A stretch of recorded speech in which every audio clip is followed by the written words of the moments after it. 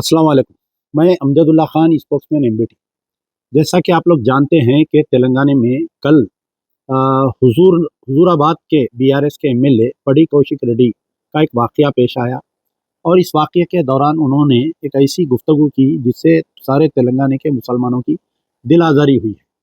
कल जो है पड़ी कौशिक रेड्डी अपनी फैमिली के साथ में करीमनगर में जो जतरा हो रहा है हिंदू फेस्टिवल, उसमें पूजा के सिलसिले में जा रहे थे।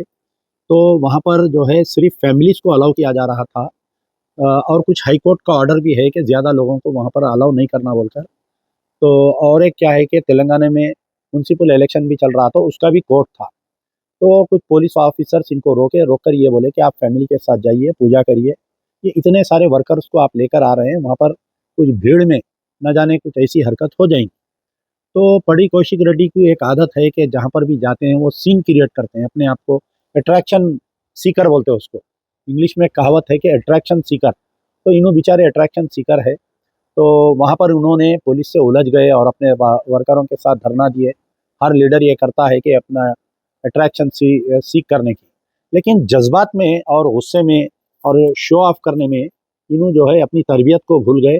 और एक मुस्लिम ऑफिसर जो करीमनगर के कमिश्नर ऑफ पुलिस है, जिनका नाम है गौहर आलम, आईपीएस ऑफिसर, तो इनके ताल्लुक से ये बोले कि आईना की तुरकुड़ारा उन्हें मुसलमान हैं, हिंदुओं को पूजा करने की इजाज़त नहीं दे रहा है। तो आप देखिए कि ये कुछ गलती से निकला हुआ वर्ड नहीं है। ये वर्ड जो है पड़ी कौशिक रेड्डी की ज़हनियत और इनकी चड्डी की तरबियत इनकी ज़बान पर आ गई है ये।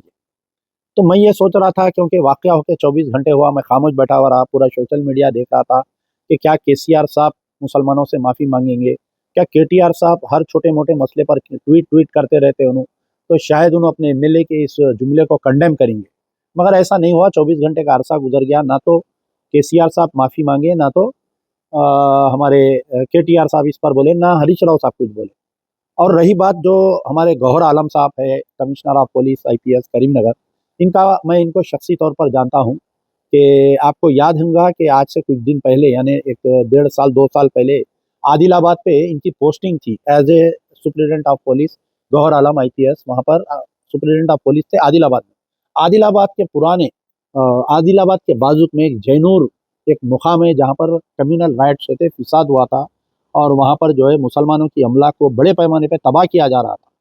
तो ऐसे मौके पर क्योंकि वहाँ पर जैनूर में पुलिस नहीं थी, तो इमीडिएटली बाजू के ऑफिसर इन्हों थे, इनको वहाँ पर बुलाया गया। ये इमीडिएट उस कम्युनल राइट्स को न सिर्फ कंट्रोल किए, बल्कि वहाँ पर एक मस्जिद में एक बड़ा मदरसा था, जो कई दूसरे स्टेट के बच्चे वहाँ पर मदरसे में पढ़ रहे थे, फँस गए थे। तो गौहर आलम साहब अपनी जान पे खेल कर उस मदरसे में शख्सी तौर पर गए, पुलिस की गाड़ी लेकर जाकर सारे बच्चों को खाली करवाए और लाकर जो है एक सेफ मुकाम पर रखे। फिर उनको साथ उनका 2-3 टाइम का खाने का इंतज़ाम करके फिर अपने-अपने मुकामात पर जो भी तेलंगाना के बच्चे उनको घरों को भेजे, अगर कोई दूसरे डिस्ट्रिक्ट के बच्चे हैं तो उनको भी अपने घरों को भेजे। तो ये एक सेकुलर ऑफिसर है और एक दियानतदार ऑफिसर है, एक मेहनती ऑफिसर है। ऐसे ऑफिसर के ताल्लुक से पड़ी कौशिक रेड्डी की ज़हर अफ़सानी और केटीआर, केसीआर की खामोशी, तो हमको अभी भी याद है कि हमारे भी दिल जो है ज़ख्मी है कि 9 साला इक़्तिदार में जो 9 मसाजिद को तोड़ दिया गया और 5 मुस्लिम लड़कों को एनकाउंटर किया गया। तो ये पड़ी कौशिक रेड्डी का बयान और केसीआर, केटीआर की खामोशी, ऐसा महसूस हो रहा है कि मुसलमानों के ज़ख्म पर नमक छिड़का गया है। तो मैं पड़ी कौशिक रेड्डी, देखिए हर लीडर चाहता है कि वो नाम कमाए और शोहरत हो और सोशल मीडिया पे उसकी वाह-वाह हो। लेकिन ऐसी हरकतें करके अगर कोई लीडर नाम कमाना चाहता है, तो अनक़रीब उसका दी एंड हो जाता है, जैसा राजा सिंह का दी एंड होना हो गया है। तो मैं अभी भी उम्मीद करता हूँ कि केसीआर और केटीआर साहब अपने एमएलए के गुफ्तगू पर शर्मिंदा होते हुए मुसलमानों से माफ़ी चाहेंगे। शुक्रिया, यार ज़िंदा सोबत बाक़ी।